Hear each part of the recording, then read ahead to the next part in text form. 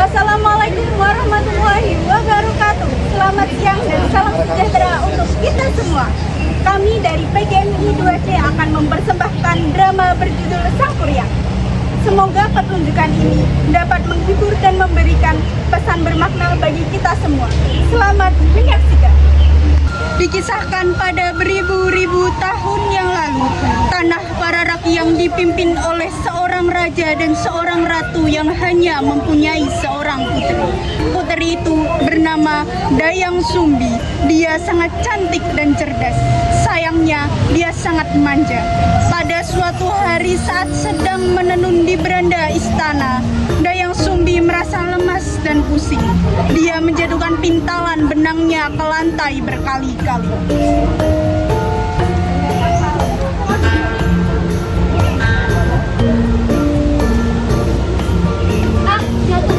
Jatuh lagi.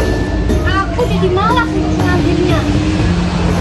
Aku bersumpah, siapapun dia yang mengambil pintalan benangku, jika dia seorang laki-laki, akan aku jadikan sebagai suami. Jika dia seorang perempuan, akan aku jadikan sebagai saudara. Setelah kata-kata sumpah itu diucapkan, datang seekor anjing sakti yang bernama Tumang.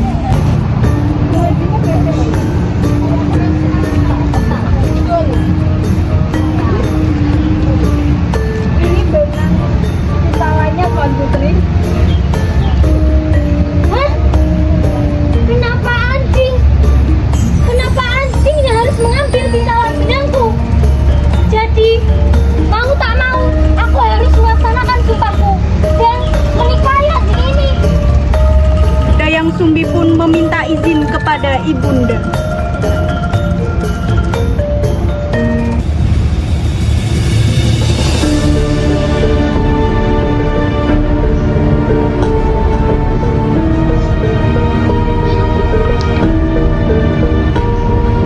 Mohon izin, Bunda Ratu.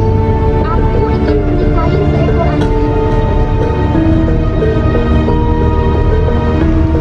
Apa? Kau ingin menikah dengan seekor anjing, Dayang Sumbi? Kamu tahu, Dayang Sumbi? Itu adalah sebuah keputusan bodoh. Bodoh sekali. Akan tetapi, aku memiliki sumpah, Bunda Ratu. Siapapun dia yang mengambil pintalan benangku, jika dia seorang laki-laki, maka akan aku jadikan sebagai suami. Aku juga tidak menyangka jika yang mengambil pintalan benangku itu adalah seekor anjing. Satu hal yang harus kamu ketahui, Dayang Sumbi. Kamu adalah seorang putri. Aku tegaskan sekali lagi, Dayang Sumbi. Kamu adalah seorang putri. Tak sepantasnya kamu menikah dengan seekor anjing. Itu adalah hewan, Dayang Sumbi. Aku adalah ibumu.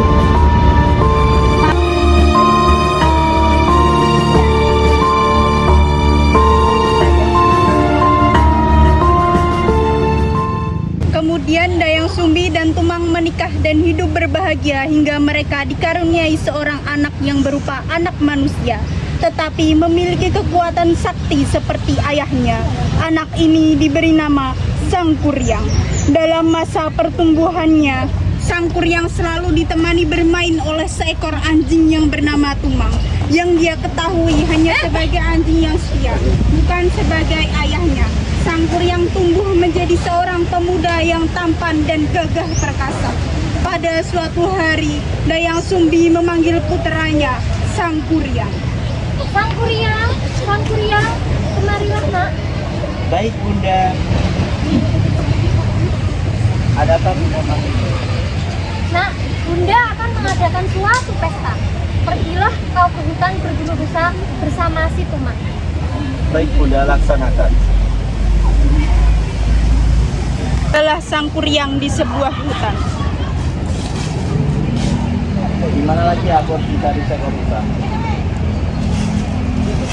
Dari pagi sampai sore aku tidak menemukan rusa sama sekali. Di mana lagi ya aku harus menemukannya? Dari pagi sampai sore di mana lagi aku mencari? Maafkan aku, Tumang. Mungkin ini harimu berakhir. Dengan sangat terpaksa, dia mengambil sebadang panah dan mengarahkannya pada Tumang. Dan tak lama kemudian si Tumang pun sekarat kemudian mati. Setibanya di rumah, sang Kuryang menyerahkan daging Tumang pada ibunya. Tibanya di rumah, sang Kuryang menyerahkan daging Tumang pada ibunya. Dan ini daging saya. Terima kasih sayang, kau hebat sekali dalam berbisa. Terima kasih atas budaya Bunda. Aku akan selalu ada untukmu. Setelah menerima daging buruan sang Kuryang, Dayang Sumbi melanjutkan acara pestanya. Sesaat setelah pesta usai, Dayang Sumbi teringat pada si Tumang.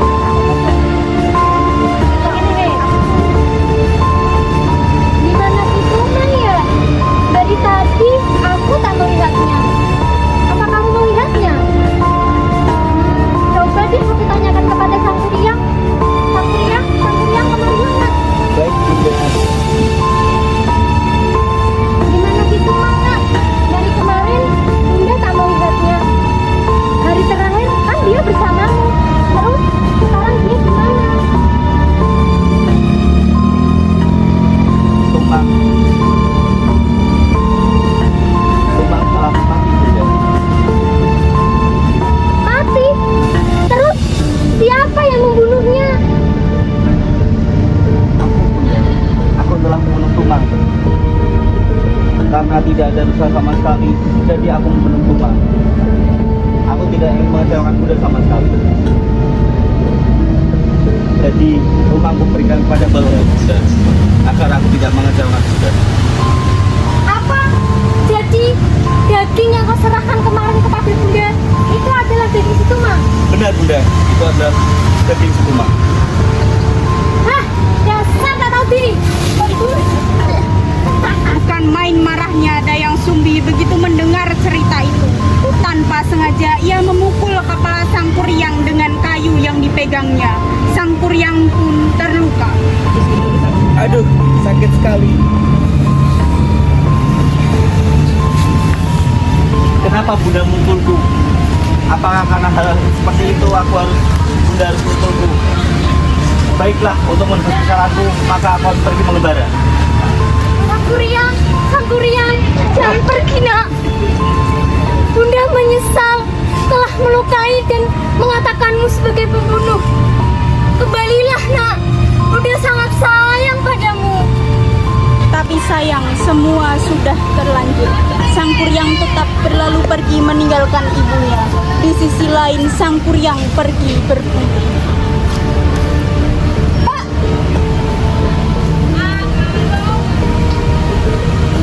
Itu siapa ya? Kok dia keren banget. Siapa di sana? Guru, izinkan aku menjadi muridmu, Guru. Baiklah, akan kuajarkan ilmu kepadamu dengan satu syarat. Kau harus mengamalkan ilmuku dengan benar. Baik, Guru. Aku akan mengamalkan ilmu dengan benar, Guru. Ikuti gerakanku anak muda.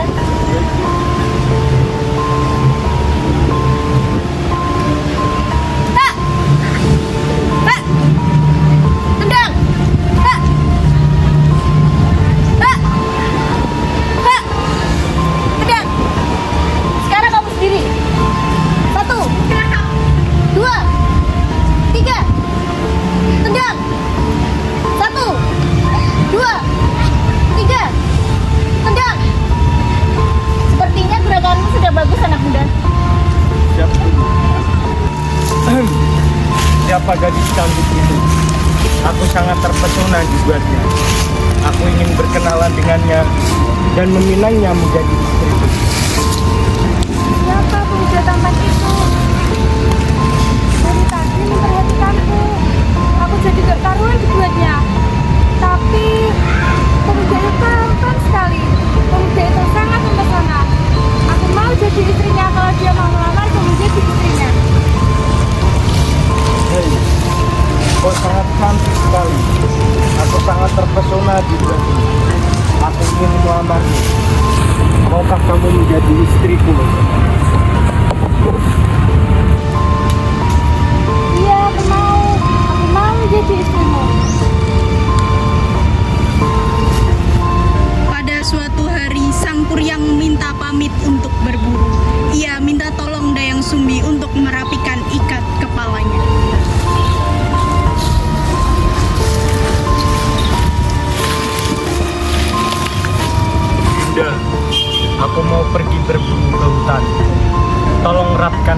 kepalaku, Dinda. Ya, Kanda.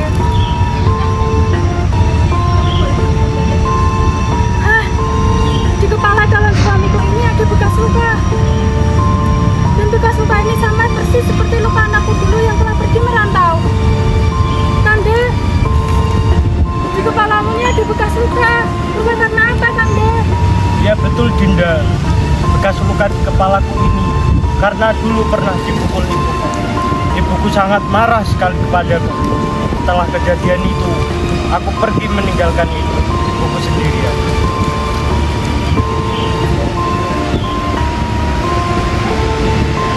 Nah, sudah selesai, Dinda. Aku mau pergi berburu sultan dulu, Dinda. Hati-hati, Kanda. Pasti, Dinda. Jayang Sumbi menjadi bingung. Ibu, gimana caranya supaya aku tidak jadi menikah dengan Sang Kuryang? Sang Kuryang kan putraku sendiri. Aku harus cari cara untuk mengagalkan pernikahanku dengan Sang Kuryang. Sepulangnya Sang Kuryang dari berburu, Jayang Sumbi mencoba menjelaskan masalahnya. Sang Kuryang,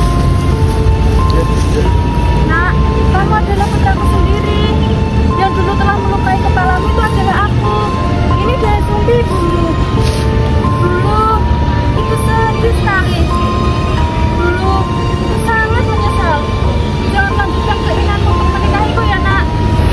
Ah, tidak mungkin. Kau cuma mengarang-arang cerita. Kau cuma mengada-ngada. Kau itu pembohong.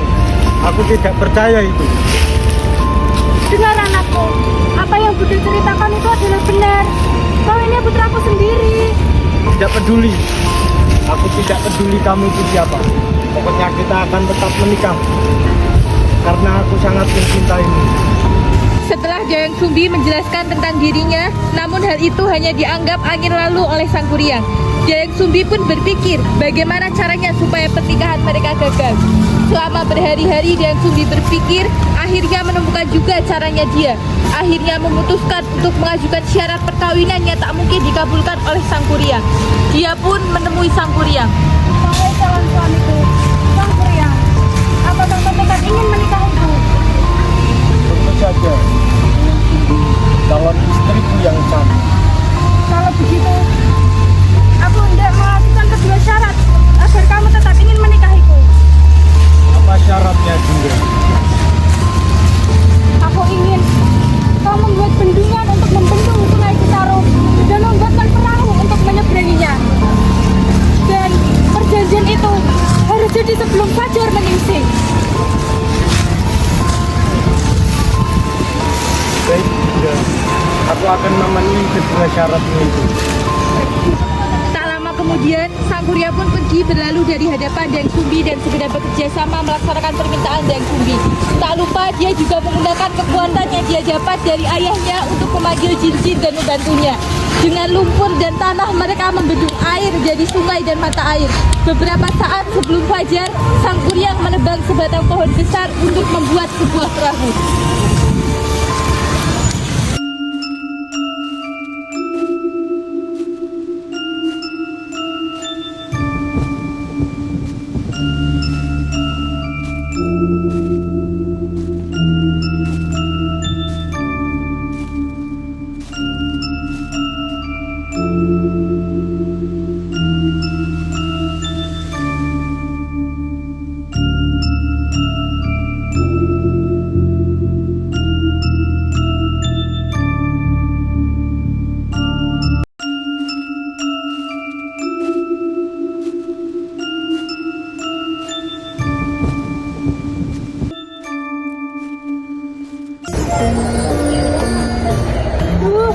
Gimana ini?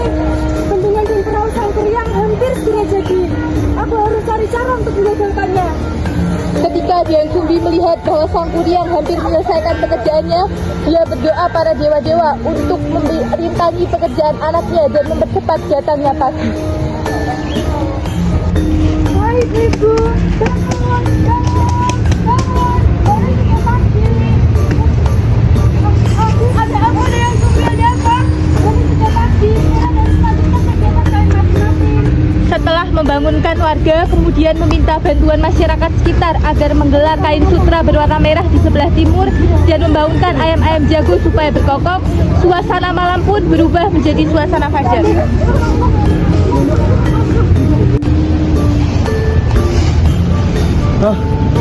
Ayam-ayam sudah mulai berkokok. Merah-merahan. Ini tidak seperti biasanya. Ini pasti ulah ada yang sudah. Yang pun menendang perahu di atas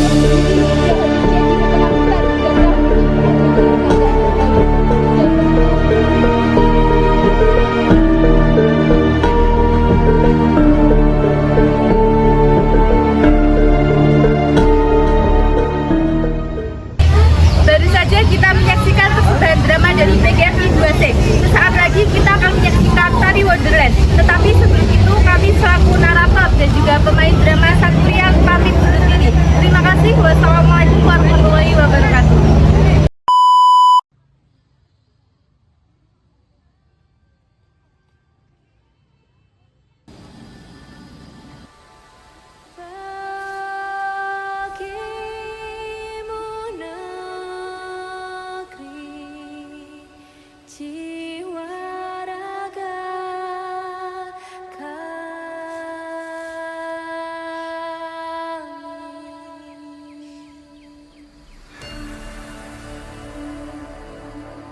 Indonesia is the most beautiful land in the universe. The land where we were born. The nation where we grew up. So many colors that live together in peace. With 1,000,000 timeless treasures. With an abundance of natural wealth. Indonesia is not just wonderful. Indonesia is a wonderland.